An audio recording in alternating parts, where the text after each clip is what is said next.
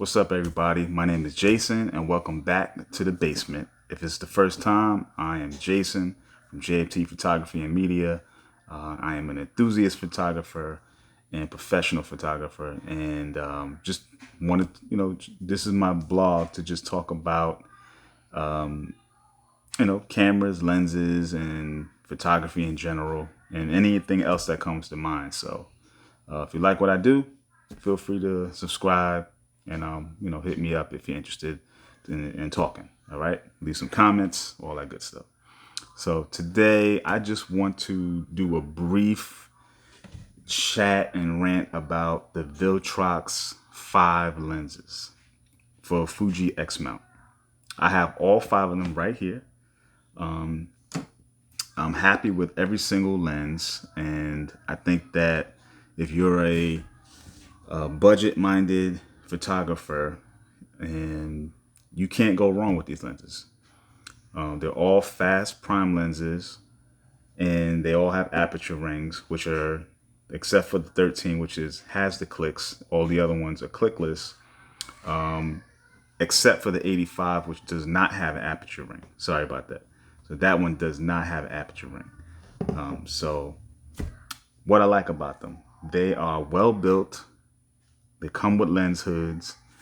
Now, speaking of lens hoods, we're on that. I hate the 85 lens hood, so I chucked it.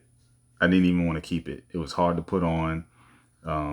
It's not a quick fluid thing. I don't like lens hoods in general, but the 85 lens hood was just horrendous. I didn't want to use it. It just annoyed me. So it's gone. So if I ever do sell this lens, it will not have a lens hood. So keep that in mind. But very well, all the other lens hoods are good. That's the thing. They can get on and off with no problem, and they are great. Now, the outlier lenses are the 13 and the 85. Those came first. The 85, I think, was first. That was the very first Viltrox lens for Fuji. And then the last lens is the 13. But they are very different than the other three, the 23, 33, and 56. So, like I said, the 85 does not have an aperture ring, and it's actually built for a full frame sensor, because Sony also has the same size lens, and so it's a bit big. It is a big lens, but it's not that big compared to what you get out of it. So, the 1.8, the 85 mil, you're getting that 127 and a half, I believe.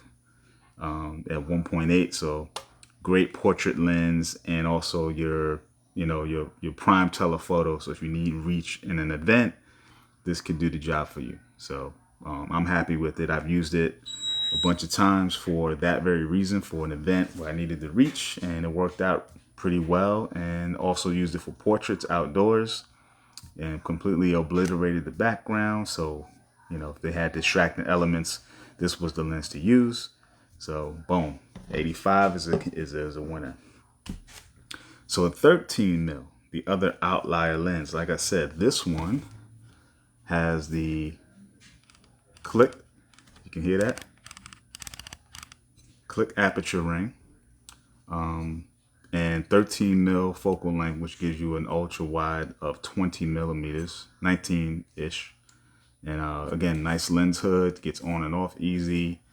Gives you that wide angle perspective. So if you want to shoot something really tight, or even for video work, so this is a good video lens for times like these where I want to use my Fuji camera to record. Right now I'm using my phone, the Samsung Note 10, with the Rode Video Micro on it, plugged into my phone.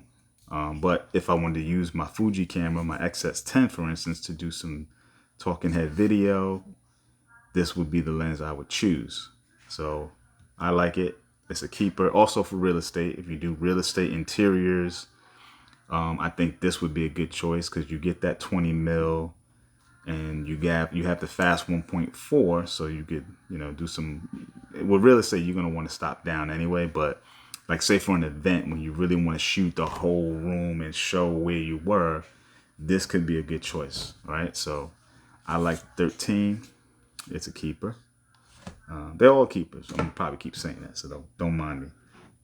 So the next lens. Now the other three, right? So I said those two were the outliers. Now the other three, those were probably the more normal prime lengths for APS-C.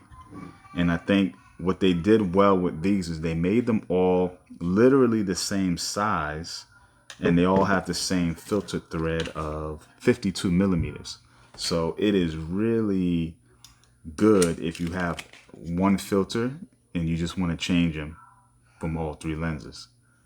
So I think that's fantastic. And also the size and even the lens hoods can be interchangeably used. The 56 has the only one that has a different lens hood. It's more of a full, I don't even know what to call this. More of a cylinder, lens hood. So that's the only one that's different. But, this can work and fit on the other two and vice versa. So other than that, they're essentially the same lens, just different focal lengths. So 56 is going to be your 85-ish equivalent, so your portrait, your medium telephoto. I've used this again also for portraits and for events, and I pair this usually with the 23. So the 23 and the 56 on two bodies has been my go-to for events, and I've used it at weddings, birthday parties, and it worked well for me. So this has been my go-to, and it's not so big that you can't travel with it. So when you go traveling, I usually like to get my Fuji 18mm f2 or the 27 2.8 pancake. So my pancake lens is kind of like my normal, general photography lenses, and then I pair it with a 33 or 56 to get the portrait or telephoto kinda, when you're traveling. So yeah, I like this lens, so that's the 56. Then you got the 33. So again, the lens hood on this one is a little different. This is the pedal.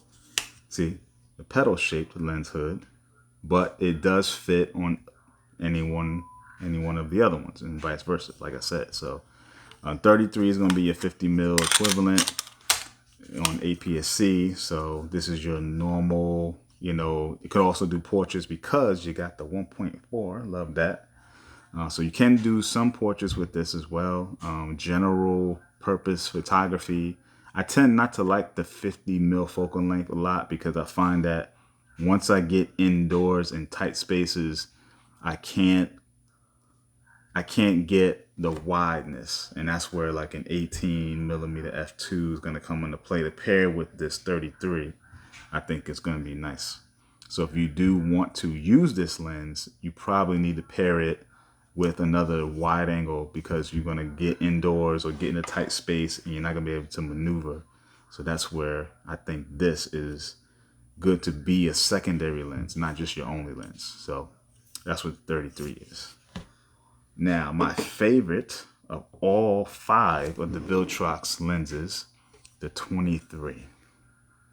Again, with the pedal lens hood. So the 33 and the 23 are literally identical, in every way.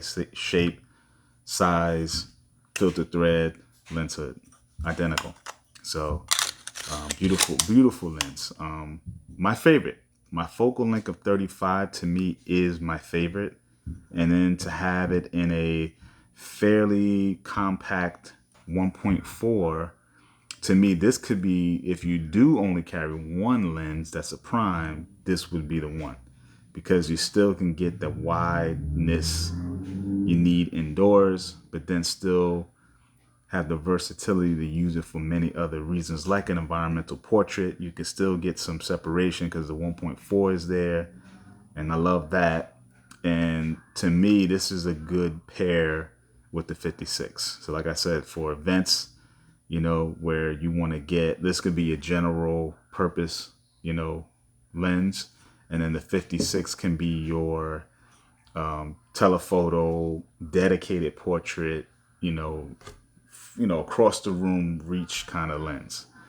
Even for travel, you could use this one, and those two in combination, carry it in the bag, and you're good to go. I use it with my old XT1 and my XS10. Those are my two lenses to take on, travel or street photography, things like that. When I do events, I use my XH1 with the 56, and I use the XT1 with the 23. So the oldie but goodie XT1 still doing work out here. Trust me. It's, don't worry about getting new cameras. An oldie but goodie can do the job. So that's my overview of the Viltrox 5 for Fuji. And yeah, I love them. I think it was a great thing for Fuji, the Fuji system. And I think Viltrox came out with these lenses before Fuji opened their protocols for lenses. So hopefully with firmware updates, because they all have USB, inputs on them, right? So you can actually add, do firmware updates. So hopefully if they do that, that would improve them even more. Although what I would say is that there's no issue. I've had no real focus and issues with them. So whatever Viltrox did to get the good autofocus, they did a good job. And keep it up. So hopefully maybe they introduce some pancake lenses, because I love my pancakes for Fuji, but they are noisy, they are old, and if you wanted to do video with them, they are a no-go. And what I used to like about my Canon M was that the 22mm f2 lens, which I loved, was ultra quiet. So I could do photography and video with that one lens, super compact and beautiful. So if you're listening, Fuji or Viltrox, somebody make a ultra quiet autofocus pancake lens, or pancake lenses, 18 and 27. I would love it. Or even a 22 or 23 pancake.